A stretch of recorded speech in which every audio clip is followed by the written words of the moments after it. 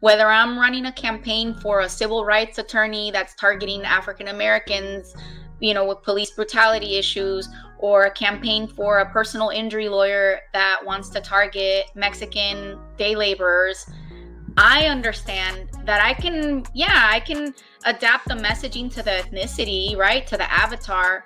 But really what I'm trying to do is create a emotional connection and build trust with the messaging. At the end of the day, that's what I'm trying to do. And so what I've discovered, and this is one of the reasons why I'm a CMO and no longer in the agency space, is that you do that not just with the top level marketing, but you do that with the entire journey.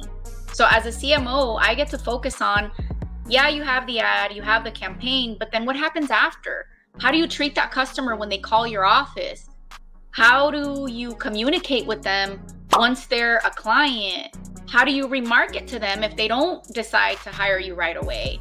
So I get to get into all those spaces as a CMO, and it's all about that fundamental thing, the happiness feeling, the relaxation feeling, the, okay, this is exactly what I need, that they get me feeling. And that, like you said, I think part of it is, me being flexible and open and connecting with different cultures, but it's being able to go deeper and see what's fundamentally similar across every single culture. Yeah, I agree 100%, So most people that I know of that's been in the marketing world as long as you, a lot of them have gotten out. So what made you stay in and just kept going? I'm a child abuse survivor and a glutton for punishment, I think. I don't know.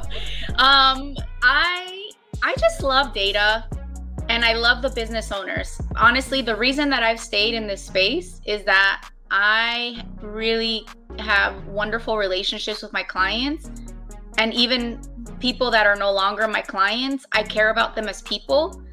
And that's what keeps me going. Like, I love the feeling of the business owner comes to me and they've got this hot mess in their marketing, and then they get this relief from having things untangled, having things work more smoothly, things be more predictable. And I love that. I love giving them that. I think business owners deserve that. And I'm a first generation entrepreneur. My parents were immigrants, and I'm still trying to figure out, certain things in my business. And a lot of the business owners that I work with, they're also first generation entrepreneurs, and they deserve better ROI from their marketing, and that's what I'm passionate about. And again, one of the reasons why I'm a CMO, because when I had an agency and when I was in the marketing space that most people are in, you get so caught up on providing the service, right? You own a digital ads company, and what you provide is digital ads, and it's just so linear. And yeah, it's hit or miss. Sometimes it works. Sometimes the digital ads are what you need. Sometimes the TV ads are what you need. What's frustrating and what makes it not so fun is when your client needs something else, but that's not a service that you offer. That's not something that you can solve. Like, I remember when I sold TV, like, I wanted to run for the hills because people would buy TV ads for me and they would run, and the ads were perfect. The messaging was great. Everything was great. But the conversions or the clients weren't coming through the doors because they didn't have a good website. They didn't have a social media presence. They weren't really easy to find on Google. They had all these missing pieces that I couldn't address with my service, and that's what led me to launch the agency. I was like, maybe if I have a full service agency where I can do everything, I can do this. But even then I tapped out. And so it becomes like a kind of a hell, really, if you're the kind of person that really wants to help people grow their businesses. It's such torture to not have the full bandwidth of resources and services that the client needs, and even just teams. Like, one of my issues with my owning an agency that it couldn't settle in my spirit was, I can have the best possible team and it's not going to be the right fit for every single business. And I won't know that until they've given me money and I've spent time, and it's a waste for everybody.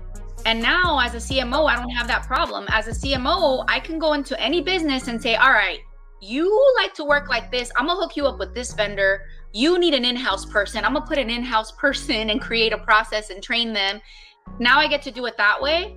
And that's why I love it, because I'm no longer limited by what tortured me about it, which was the results piece.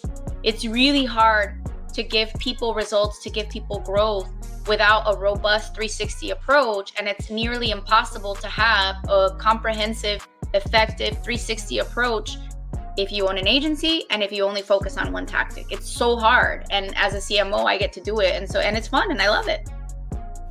Yeah, I can imagine with things changing so fast and social media started to be like commercialized and exactly.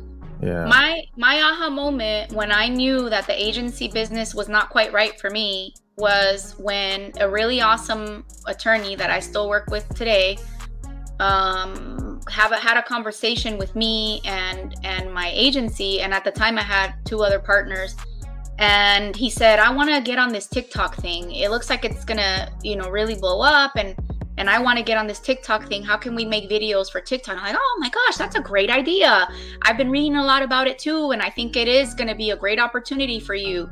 And like, I got kicked under the table, and I'm like, they're like, giving me the eye, right? And I'm like, okay. So then we debrief, like as an agency, and the conversation was, we can't sell that as a video service because our team is designed and structured to make more long form video or like TV ads, like high quality production. We don't have the capability or the team, and it would take us way too long to like build